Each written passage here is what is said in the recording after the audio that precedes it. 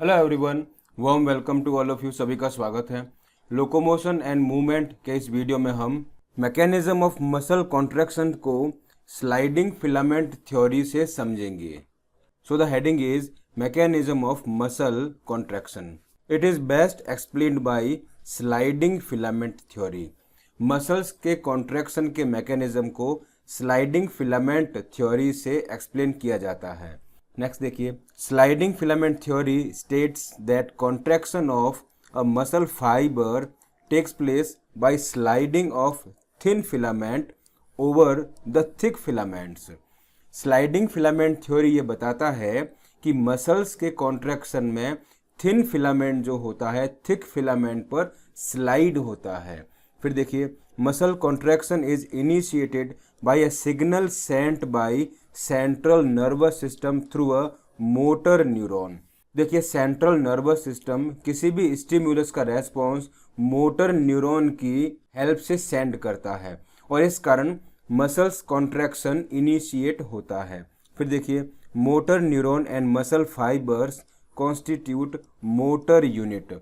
Motor neuron और muscle fibre को मिला करके मोटर यूनिट कहा जाता है। The junction between motor neuron and sarcolemma of muscle fibre is called neuromuscular junction और motor end plate. Motor neuron जो सीएनएस से रेस्पॉन्स लेकर के आ रहा है और ये रेस्पॉन्स को मसल फाइबर के कवरिंग सार्कोलेमा में ट्रांसफर करता है। तो मोटर न्यूरॉन और सार्कोलेमा के जंक्शन को न्यूरोमस्कुलर जंक्शन या मोटर एंड प्लेट कहते हैं। फिर देखिए, a neural signal reaching this junction releases a neurotransmitter like acetylcholine. जैसे ही न्यूरल सिग्नल इस जंक्शन पर पहुंचता है तो यहाँ पर एसिटिलकोलिन नाम का न्यूरोट्रांसमीटर रिलीज होता है। फिर देखिए, acetylcholine generates an action potential in sarcolemma और एसिटिलकोलिन जो है सार्कोलेमा के अंदर एक्शन पोटेंशियल जनरेट करता है। This action potential spreads through muscle fibre और यह एक्शन पोटेंशियल पूरे मसल फाइबर के थ्रू स्प्रेड हो जाता है। It causes release of calcium ion into sarcoplasm और इस कारण सार्कोप्लाज्म के अंदर कैल्शियम आयन रिलीज होने लगते हैं और इस तरह से increase in calcium +2 ion level leads to binding of calcium with subunit of troponin on actin filament। और जब सार्कोप्लाज्म के अंदर कैल्शियम +2 आयन का लेवल इंक्रीज हो जाता है तब ये कैल्शियम आयन एक्टिन फिलामेंट पर मिलने वाले ट्रोपोनिन के सब यूनिट के साथ में बाइंड हो जाते हैं। This process removes the masking of active sites for myosin. अब देखिए, एक्टिन के ऊपर जो एक्टिव साइट्स हैं उनको ट्रोपोनिन मास्क करते हैं, कवर करके रखते हैं, लेकिन कैल्शियम आयन के इंक्रीज होने पर ये कैल्शियम आयन ट्रोपोनिन के सब यूनिट के साथ में बाइंड होकर के और इस मास्क को रिमूव कर देते हैं, इस कवरिंग को रिमूव कर देते हैं। इस तरह से एक्टिन का एक्टिव साइट ओपन हो जाता है जो मायोसिन के साथ में अटैचमेंट करेगा। फिर देखिए, energy is used from ATP hydrolysis और इस तरह से अटैचमेंट के लिए यहाँ पर एटीपी का हाइड्रोलिसिस होता है। फिर देखिए, myosin head binds to the exposed active site on actin to form a cross bridge और इस तरह से मायोसिन का हेड जो है एक्टिन प्रोटीन के एक्टिव साइट के ऊपर आकर के क्रॉस ब्रिज बनाता है और इस तरह से मायोसिन का हेड जो है एक्टिव प्रोटीन के एक्टिव साइट पर क्रॉस ब्रिज का फॉर्मेशन करता है। फिर देखिए, this process pulls the attached actin filament towards the centre of A band और इस तरह से एक्टिन फिलामेंट को ए बैंड की तरफ पुल किया जाता है। फिर देखिए, Z line attached to actin is also pulled inward. इस तरह से एक्टिन के साथ में अटैच्ड जेड लाइन भी अंदर की तरफ पुल होती है। This complete process causing a shortening of sarcomere it is called contraction और इस पूरे प्रोसेस के कारण सार्कोमियर में शॉर्टनिंग हो जाती है, इसको हम कॉन्ट्रैक्शन कहते हैं। फिर देखिए, नेक्स्ट देखिए, ड्यूरिंग शॉर्टनिंग ऑफ मसल्स और contraction the I band gets reduced and A band retain the length. और इस तरह से मसल्स कॉन्ट्रैक्शन के प्रोसेस में आई बैंड जो है रिड्यूस हो जाता है और ए बैंड इंटैक्ट रहता है, उसकी लेंथ में डिफरेंस नहीं आता है।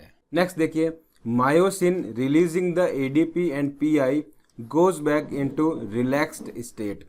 और इसके बाद में मायोसिन जो है एडीपी और पीआई को रिलीज करके रिलैक्स्ड स्टेट में आने लगते हैं।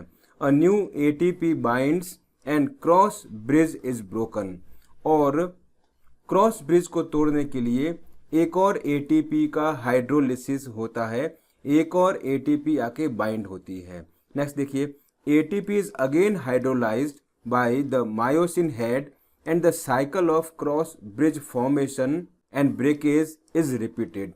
और जब एक और एटीपी आकर के मायोसिन हेड पर हाइड्रोलाइज होती है, क्रॉस ब्रिज फॉर्मेशन और ब्रेकेज का साइकिल रिपीट होता है। This process is causing for further sliding.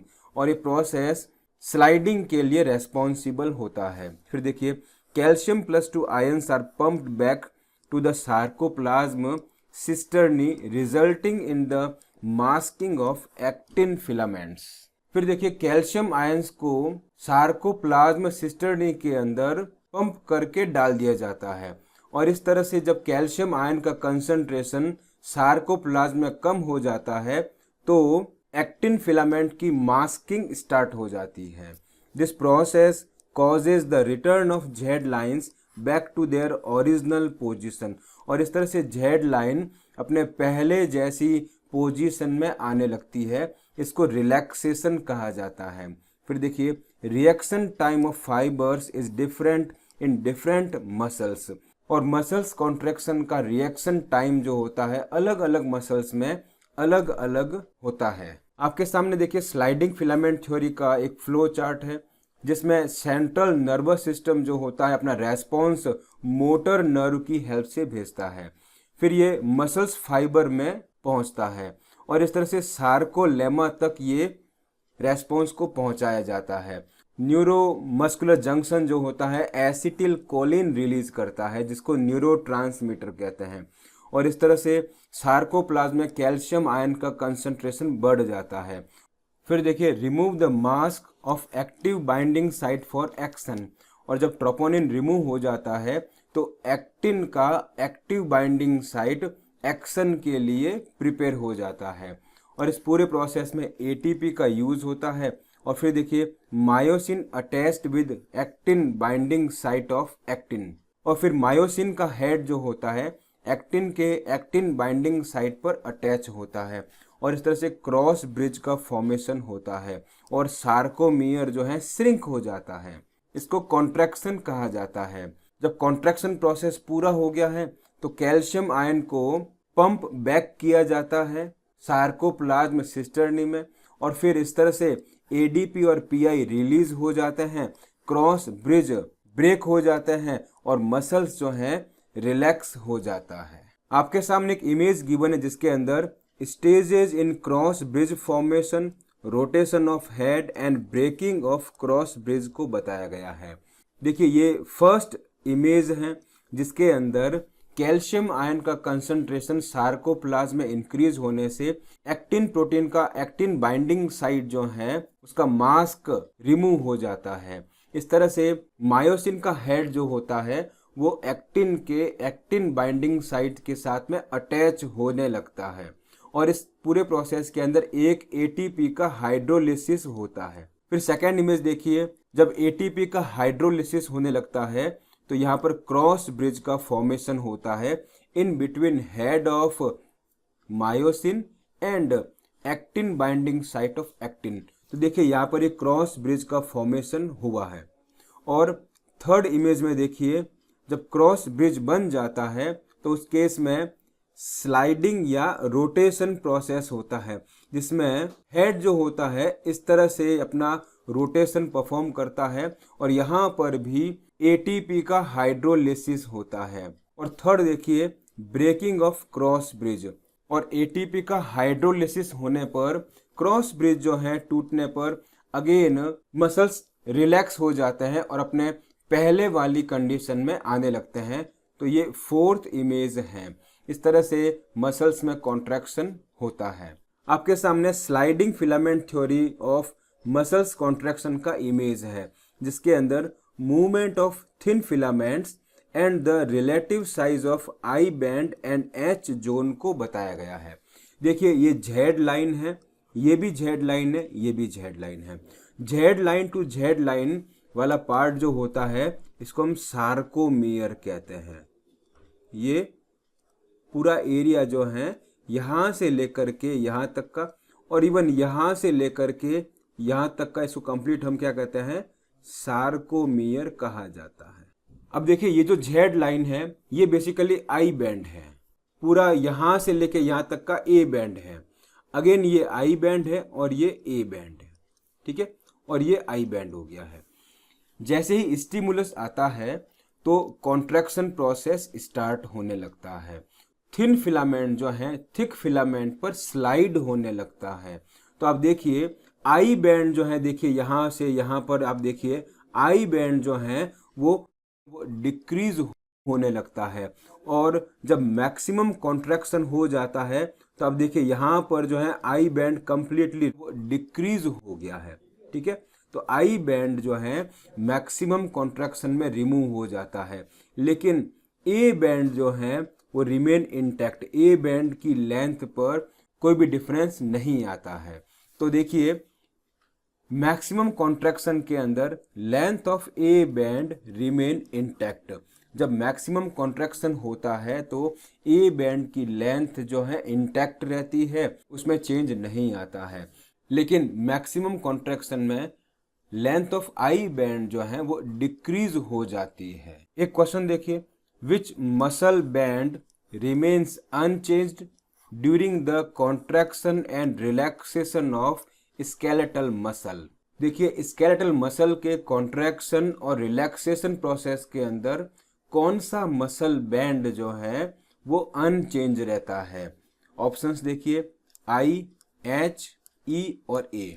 देखिए आपके सामने sliding filament theory of muscle contraction का इमेज है, जिसके अंदर आपको movement of thin filaments and relative size of I band and H zone को बताया गया है। जब मैक्सिमम कॉन्ट्रैक्शन हो जाता है तो यहाँ देखिए ये जो ए बैंड है ये इंटैक्ट रहता है, ये अनचेंज रहता है, और आई बैंड जो है ये डिक्रीज हो जाता है। इसका आंसर क्या रहेगा, ए बैंड, डी आंसर रहेगा। Thanks for watching, have a nice day.